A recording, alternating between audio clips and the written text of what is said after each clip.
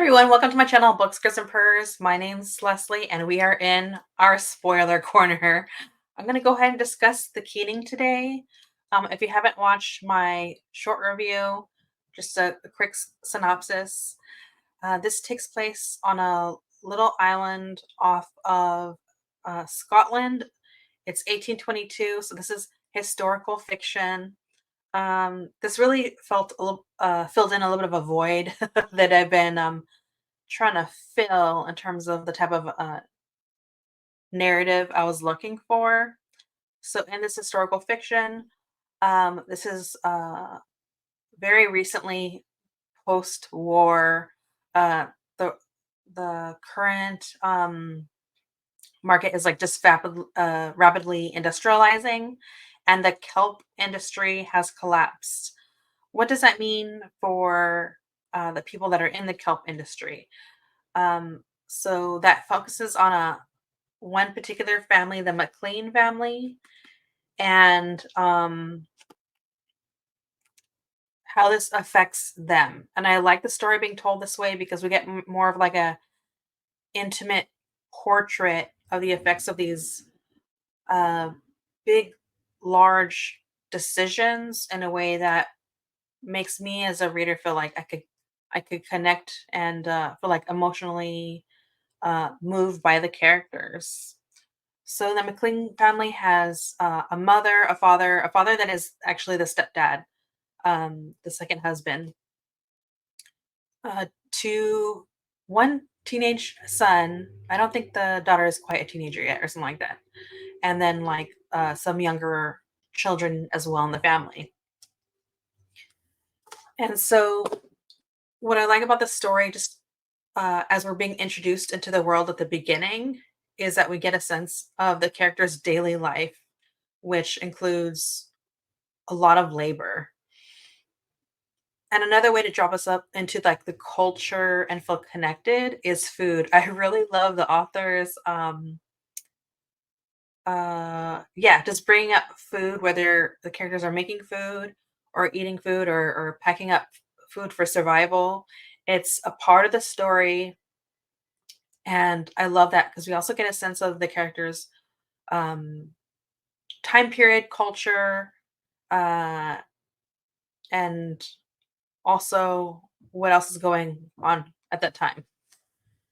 And so, um, what happens is the family gets a notice, and that they're one of the families in the area that they're gonna have to move because the job that they're doing, um, essentially their landlord, I'll use that word, knows that it's not gonna bring enough money eventually, and that there have been decisions made like on a bigger level about what will actually turn a profit better.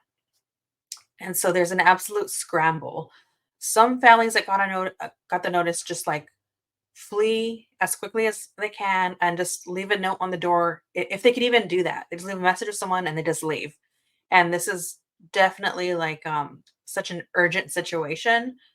Um, which it just as I'm reading it, it just sucks. You know, that people don't even have the time to say goodbye to each other. Um, and it could be even be family members as we see in the story. And so when anybody has an opportunity, they take it. These opportunities can be getting on a ship, traveling to somewhere on the continent of the Americas to figure out what kind of opportunity is over there. And it's out of it, not just, it doesn't just feel like survival, it feels like desperation. And that's all kind of like hand in hand, right? And so, something we get an early sense for are like the male and female dynamics in society. And so when the family gets a notice that they're going to have to leave, the two men of the family, so the father and the eldest son, leave to go to Glasgow and attempt to find work, just find some sort of like better situation for them. And that sounds like a great idea. They leave the women behind, they don't have a choice. and they're just gonna have to hold down the home and prepare to leave, but the men take off in advance. Just trying to they're trying to figure out like how do we do this as some sort of way as like advantage instead of bringing sorry instead of traveling with the entire family, not knowing what they're getting into. And so early on in the story, what we get a sense of is not just that the women are suddenly doing these like male dominated jobs, but the children are no longer children. They have to grow up very fast. Um, the eldest son takes kind of like a head of the household role in a way, and the eldest daughter feels the pressure of being a woman and needing to marry someone um, that is advantageous to her family and her situation. And in terms of also other sacrifices, we have the son that dashes away their dreams of getting a higher education. And so we see that there's like a patriarchal system at play, and how it hurts um, men and women alike. And I very much like that that was included in the story, and that happens throughout. I appreciate how the eldest daughter, throughout the entire story, she has this looming issue of thinking, who do I marry? And it's got to be a good match for my family.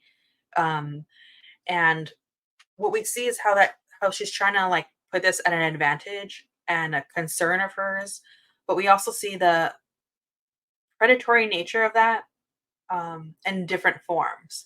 For instance, someone offers their hand and discusses it. Like one family discusses it with the father of the household, and uh, the eldest daughter is like not interested, and so thankfully her stepdad agrees and has to like gently decline the offer. And I like the framing and the discussion around that because um, it could lead to a bad situation, and we do see that play out not just for the daughter but the mother. Later on we learn that at some point when her first husband died, there was a man that was really pursuing her, and I just get the sense that there's like a predatory nature that's very dangerous for a woman to be um unmarried, and because women aren't thought highly of, so like saying no is a very scary option. And so I appreciated that that was like woven into the story.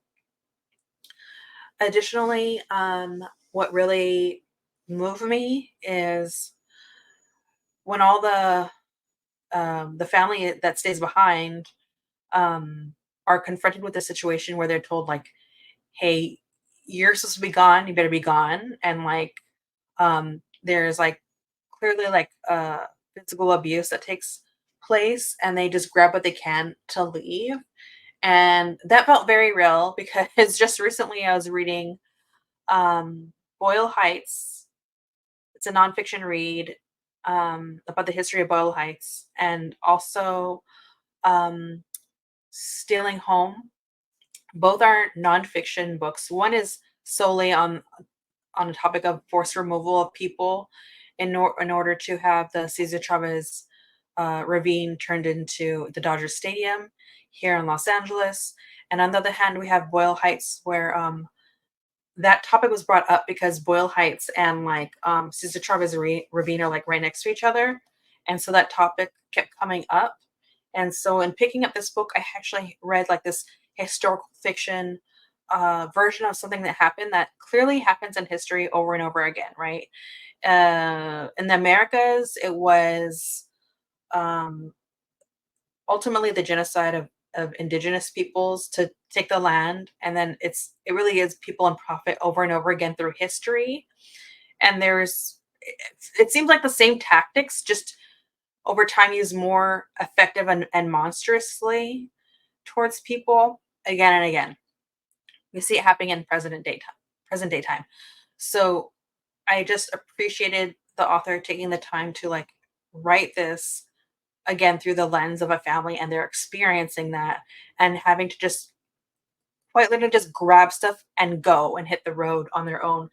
Um, and so then in the meantime, the father and son are in Glasgow. They've found some sort of work. They have like a family member help out, and so you're going from like the farming type of landscape to a cityscape, and the culture is different. So there's like a culture shock that's taking place, and that also has like an emotional and like psychological effect on the family. And I appreciated that um, being exhibited, as well as now this eldest son has to leave his work post, and it's once again a desperate situation where it's like, okay, I need to go find my family because they just had to forcibly be removed, and make sure that they're okay. But also, I just got a job. Like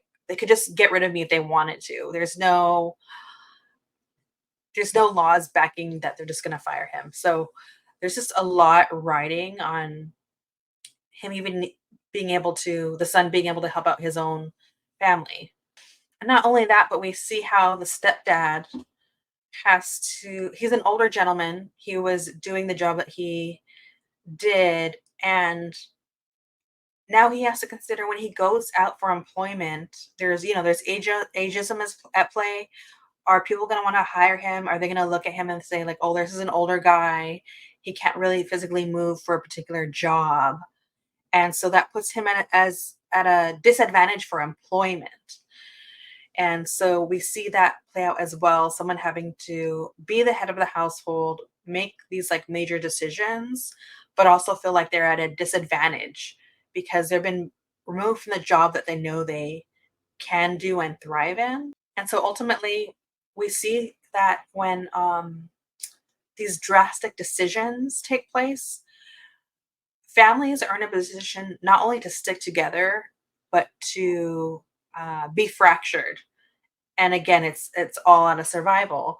So what I love about like the character of the mother is that she does uh make her own products on a loom and sell them. So we do see that like women in certain fields, what they do is important and to bringing money to the family. But even that gets taken away out of desperation and the need for um, money very quickly. And so once the family is together in Glasgow, ultimately what happens is they just keep hoarding their money, save up, and decide that they're going to have to take a big leap to find a new life somewhere else. And they're definitely not happy in Glasgow. And so they have to leave. And we also see the eldest son, Neil, start to like kind of fall in love with someone or just like be interested in someone early on. And that's another how do I say this? That's a part of like uh hardships that I don't think gets talked about enough. That like it's not just about Neil's dreams getting put on a hold for a higher education, but love is not something that you can just give away freely, right? We see that with the his sister. Um that love isn't something that you could just like afford to have. And so Neil does experience some early on heartbreak, and I just think that really added to the story. The family hops on a ship and they land themselves in a part of Canada, and Canada gets real cold. um, and they decide to settle somewhere, and I found it interesting that like the specific choice of where the family lands and tries to start anew, because the place that they decide to start anew maybe 20, 30 years ago went through the exact same thing that this family did. The people had their homes burned down. And I felt like that was an interesting touch that this family that we're following just had their homes burned down. were forcibly removed and then land themselves for a place of opportunity somewhere else that also got burned down. I found that like I don't know, incredibly poetic and sad, and kind of shows like the cyclical nature of these horrible decisions when people are in power to oppress others, and it just keeps hurting people, and the cycle just keeps continuing. And something else that I really appreciate is just how we see that through the family's travels, they do at times find themselves relying on not just neighbors, but essentially like strangers to help them out, and that people just lean on each other and like, not quite yet create a sense of community, but people were really like reaching out to each other just as much as at times um situations can be scary and be ripe for opportunity to be harmed. But also when the family initially even gets off the ship, I appreciated kind of like an understanding of a time period and like a system I don't quite fully like know a lot about, which is that also includes classism, right? But it's also interlocked like with religion. So if the family is moving somewhere, like if there's a person in power that has a ability to really make or break your opportunity based on like what Kirk they're a part of. And I found that fascinating because I just don't know enough about that. And it was interesting to see that like there's these moments where like I felt myself uh maybe just getting ready for the shoe to drop, and I felt like that must be how the family feels. They're trying to be vulnerable and tell someone like, "Hey, this is our situation. We don't have a lot of money. Where could we settle?" And it all hinges on if this person they're talking to even favors them, which is absolutely wild. And so the family finds themselves like in the wilderness building a home from scratch. Um, and then we see this dynamic of the father and the eldest son, Neil, um, like butting heads. Neil just he's taking it hard that his home burned down, which I totally get, and he doesn't want to leave his family again, and so he's butting heads with his stepdad, and so the stepdad leaves to find opportunity. So they're just like butting heads on like what the next step is. And Neil just doesn't want a repeat of the recent past.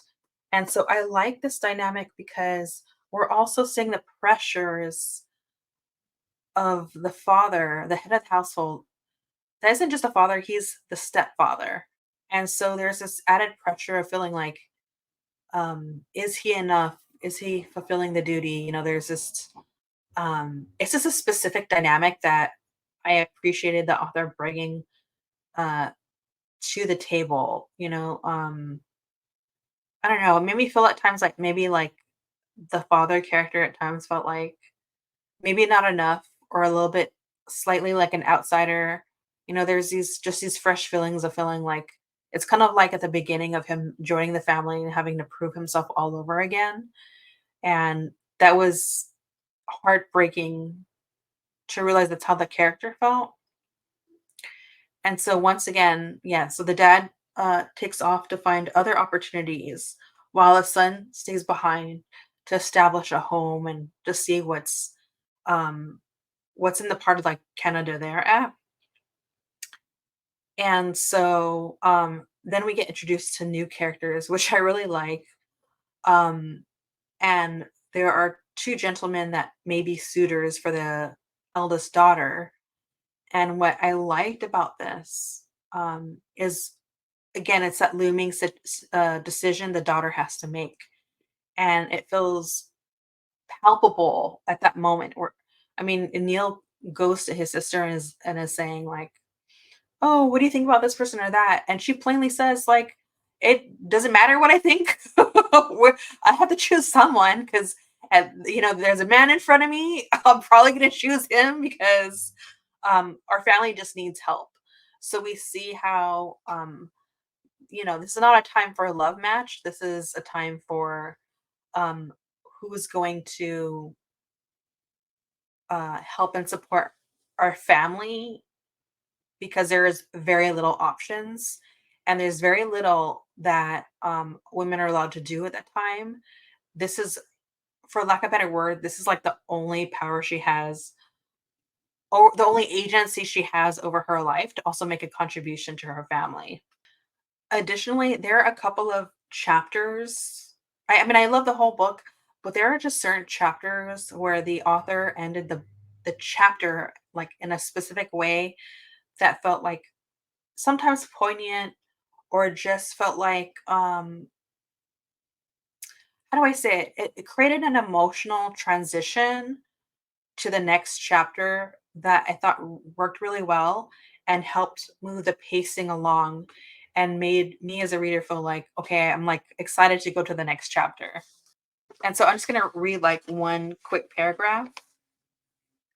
And it says, he debated whether they should take the paper with them. Who knew what would happen to the Corinne's little village now? Perhaps it would be best if they held their new address for others who might ask. Yes, he put it in his pocket and opened his arms to his sister. She put her arms around him, and they stood looking down from the precipice of their young lives. And it just made me feel like after that, it doesn't make me feel like there's so much opportunity for the future. They're looking to it and just realize there's so much hinges on where their future goes next. And then later on like page 29, the author writes, her stepfather might well laugh about the laird's son, but she knew the kernel of truth held in the joke. She could be a help and a credit to her family, if only she could marry well. So we see like really early on that it's already on the mind of the eldest daughter that she has to marry well, and that her marrying isn't about her, it's about how she could help her family. And then on page 94, the 14th chapter, the author writes, he imagined what she had been about to say, all possibilities relating to how she felt just as he did. He started planning his next opportunity to see her, and floated above the earth on his walk home, which is Neil. And it's just kind of cute that we get like him having a budding romance with someone, and he's just kind of like floating. But that also creates a movement, right? Um, to where the story goes next, or makes us as a reader wonder like what's going to happen next with those characters. And I thought that was really beautiful. And then at the end of chapter 26, page 172 to 173, it's written, Sheila teared up and she sniffed. They laughed, and the spell of the seriousness was broken. They were in the new land and would see what it had to offer them. And so that's another great example of like, I like how the author ends a chapter, but it's with like the tinge of what's next, what's a new possibility to come in their life. And so it was really beautiful. And I did like, again, this is a spoiler chat, so I could go here. um I found it like really sad. I don't know if I should say I like is the wrong one. um is that the book ends with a mystery of sorts, and that is the father comes back home, and he is been brutally beaten. They don't know what happened to him, and so there's that mystery, right? There's a mystery of, there's like a couple of possibilities. Was this beating related to a labor dispute?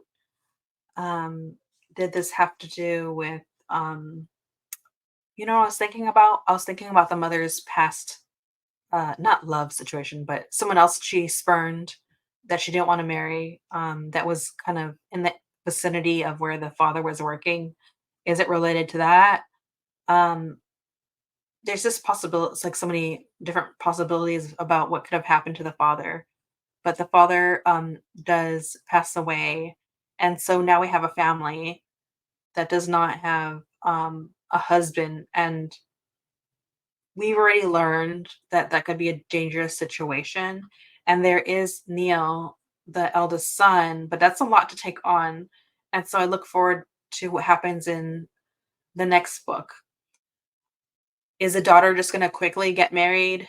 Is the mother even going to try to look for a husband? Because I think that might also be something that she has to do, whether she's in mourning or not.